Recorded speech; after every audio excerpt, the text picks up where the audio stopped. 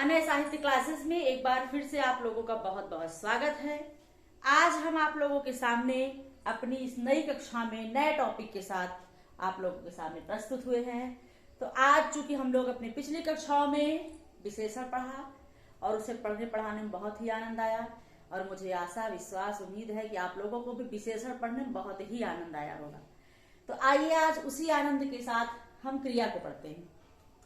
क्रिया पढ़ रहे हैं, पढ़ना है, पढ़ना भी तो क्रिया है। तो क्रिया क्या है? हम नित्य कुछ न कुछ करते हैं, हमारे द्वारा किया जाता है, वो क्रिया है। सामान्यतः जो हमारे द्वारा काम किया जाता है वो क्रिया है।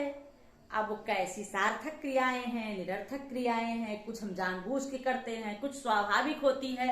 तो वही सारी चीजें हम इसी टॉपिक में आपको बहुत ही मजेदार ढंग से बताएंगे। चलिए आइए देखते हैं क्रिया। क्रिया को अंग्रेजी में वर्ब कहते हैं। फिलहाल हमें अंग्रेजी से कोई मतलब नहीं है, हिंदी पढ़ रहे हैं। जिस शब्द से किसी काम का करना या होना पाया जाए, जिस शब्द से किसी काम का करना या होना पाया जाए उसे क्रिया कहते हैं।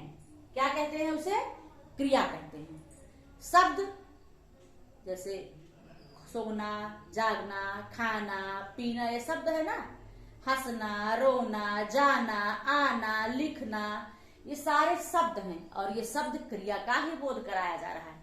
ये सारी चीजें हमारे द्वारा किया जाता है, वही क्रिया है। संस्कृत में एक समझने के लिए अगला उदाहरण थोड़ा सा देखिए।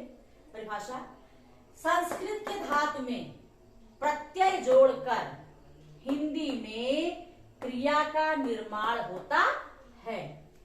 संस्कृत के धातु, चूंकि हिंदी संस्कृत की पुत्री है, संस्कृत से ही सारे शब्द हिंदी में आए हुए हैं। संस्कृत के धातु, धातु माने भी क्रिया होता है।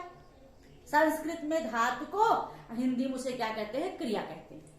संस्कृत के धातु में प्रत्यय जोड़कर हिंदी में क्रिया का निर्माण होता है। ठीक है। संस्कृत में धातु शब्द किसी कार्य के करने का बोध कराता है। धातु किसका बोध कराता है? संस्कृत में किसी कार्य को करने का बोध कराता है।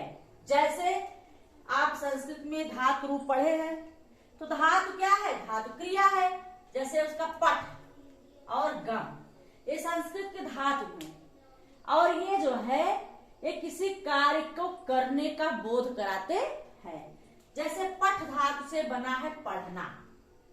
पठ धातु में ना प्रत्यय जुड़ गया है और ये बन गई है पढ़ना। क्या है?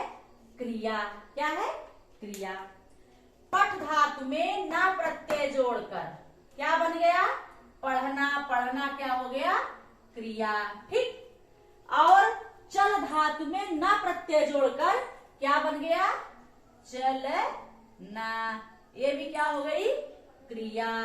पठ धातु में ना प्रत्यय जोड़ करके बन गया पढ़ना। पढ़ना हो गया क्रिया। तो संस्कृत में धातु में प्रत्यय जोड़ करके। अब धातु के भेद हमें देखने हैं।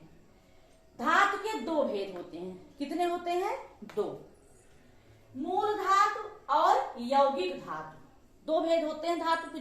चूंकि हमें क्रिया को समझने के पहले धातु को भी समझना हमारे लिए बहुत ही आवश्यक है।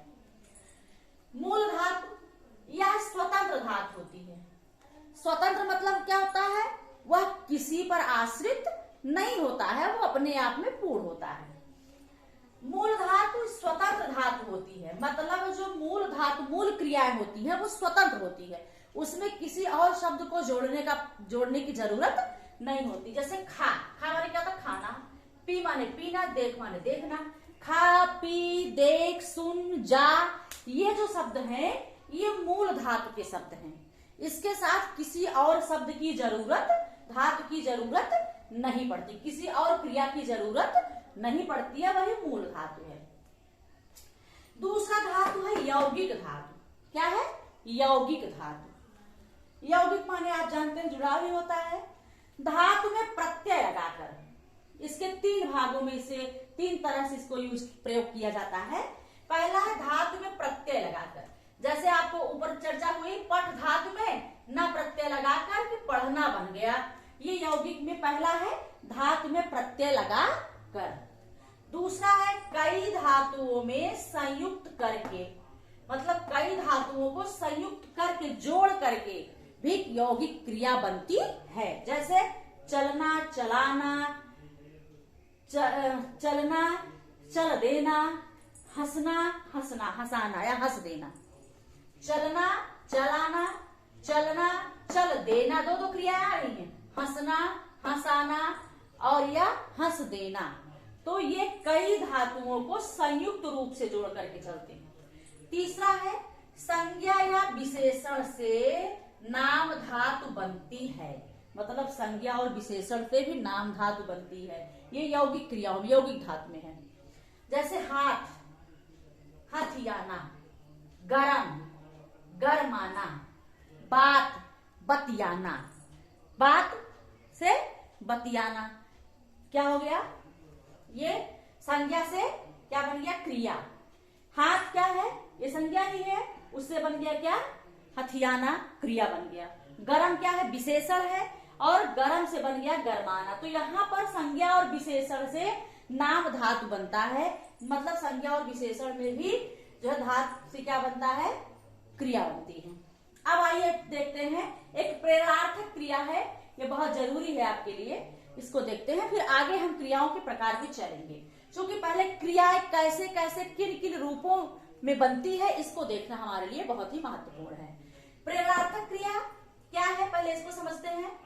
जिस क्रिया को कर्ता स्वयं न करके, जिस क्रिया को कर्ता स्वयं न करके किसी दूसरे को कार्य करने के लिए प्रेरित करे, मतलब जिस काम को हम स्वयं ना करके किसी दूसरे से करवाएं, वही बात इसमें कहा जा रहा है कि जिस क्रिया को कर्ता माने करने वाला, हम जैसे मैं करता हूं, मैं उस कार्य को ना करके किसी दूसरे के माध्यम से उसे करवाने का प्रयास करूं, तो मैं ना करके किसी दूसरे से करवाऊं तो वहां प्रेरणार्थक क्रिया हो जाती है।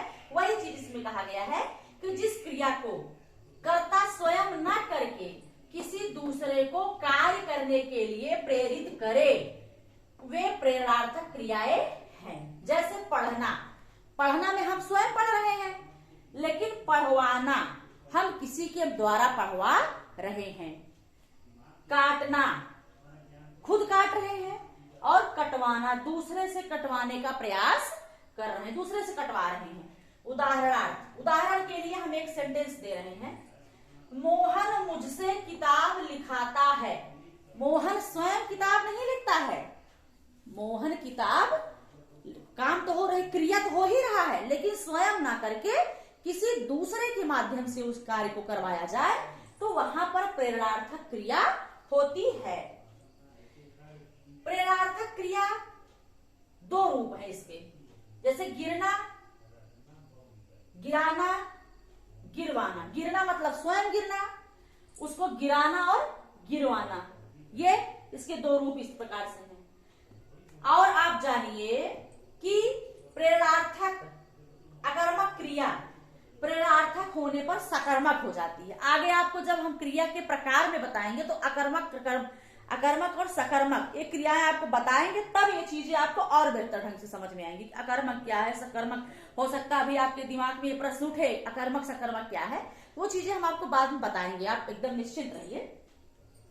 अकर्मक क्रिया वो होती है जो जिसमें जो है कर्म का अभाव हो, या इसमें आप कह दीजिए इस प्रेरणार्थक क्रिया में अकर्मक क्रिया वो होती है जो स्वयं हो जाती है, जिसको करने के लिए किसी का प्रयास करने की जरूरत नहीं होती। अकर्मक क्रिया जैसे राम लजाता है, लजाना स्वाभाविक क्रिया है, ये नेचुरल है, तो नेचुरलिटी जो होती है वो कर्मक में ही आएगी।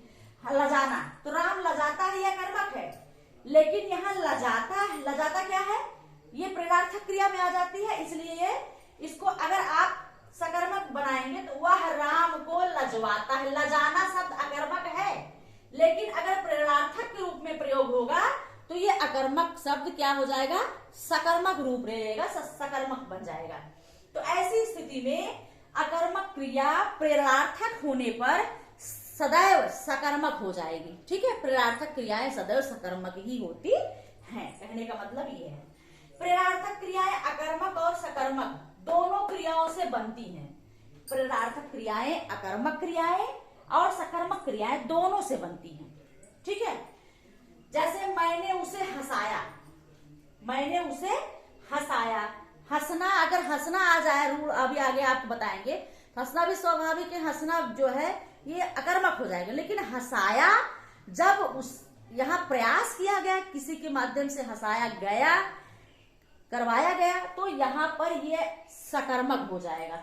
मैंने उसे हंसाया, ये भी सकर्मक हो जाएगा और सकर्मक, और ये भी सकर्मक हो जाएगा। मैंने उससे किताब लिखवाई, यहाँ कर्म भी है और क्रिया भी है, तो ये अपने आप में आप जान ही रहे हैं कि ये क्या है, सकर्मक है। तो मैंने उससे किताब लिखवाई, लिखवाना, लिखवाया गया है, लिखाया गया, स्वयं नहीं लिखा गया, क्रिया करवाई गई है, प्रेरणार्थक क्रियाएं हैं। तो प्रेरणार्थक क्रियाएं सदैव दूसरे को करने के लिए प्रेरणा दी जाती है, स्वयं ना करके किसी के द्वारा जो कार्य करवाया जाता है वो सकर्मक, वो प्रेरणार्थक क्रिया कहलाती है। ठीक है, तो इस प्रकार से आप लोगों को क्रिया को इस वीडियो में मैंने पूरी तरह से समझाने का प्रयास किया है। धातु में प्रत्यय जोड़ करके क्रिया बनता है और हिंदी में शब्दों में प्रत्यय जोड़ करके क्रिया बनता है। तो ऐसी स्थिति में यौगिक क्रिया क्या है, मूल क्रिया क्या है, प्रेरणार्थक क्रिया क्या है, तो इस वीडियो में हम आपको क्रिया, सिर्फ क्रिया को ही समझाने का प्रयास मैंने किया है। तो इस प्रकार से अगले जो है कक्षा में हम आपको क्रिया कितने प्रकार की होती है, उनका क्या रूप होता है, उनका क्या कार्य होता है, ये सारी चीजें हम आपको बताएंगे। तो बस इस वीडियो में हम आपको बस क्रिया तक ही बता रहे हैं। इसके लिए थैंक यू।